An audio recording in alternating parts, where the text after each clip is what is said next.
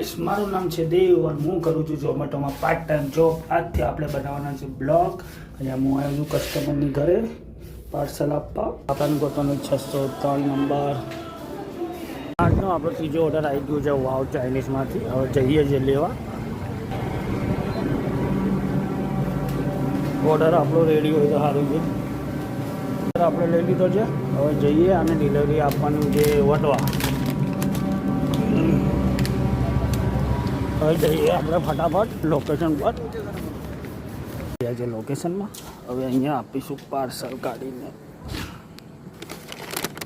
કરી દીધું આપણે ડિલિવર.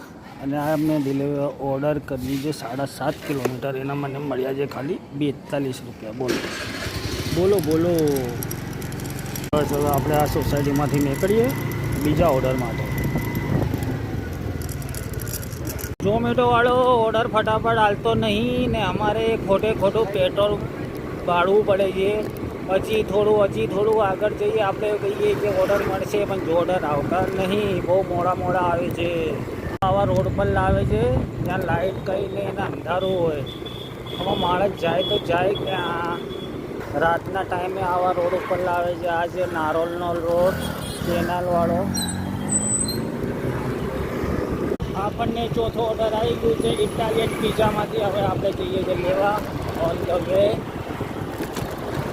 આપણે લઈ લીધું પાર્સલ. હવે નીકળીએ અને આપવા ગાડીમાં મૂકી દીધું ગાડીમાં.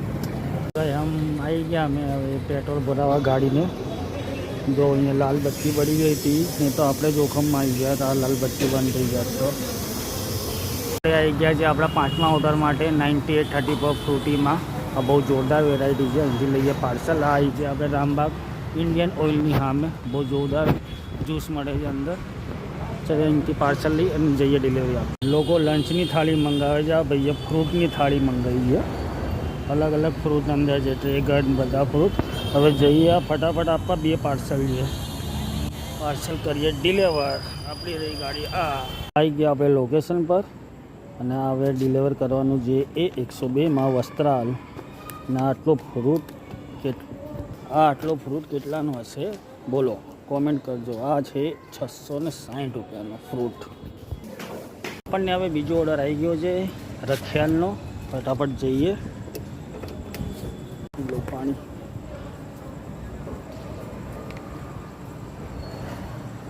હવે નીકળીએ. જો વરસાદ ચાલુ થઈ ગયો છે એટલે મારે આ કવર કાઢવું પડ્યું. કવર કરીને જાઉં છું ડિલિવરી લેવા. તો એના હવે ડ્રોપ કરવાની છે. આપણો અહીંયાનું આ લાસ્ટ ઓર્ડર છે કેમ કે 12:15 થઈ ગયા છે. બસ આ ઓર્ડર આપીને હવે ઘરે જજો. વરસાદ બી પડે છે.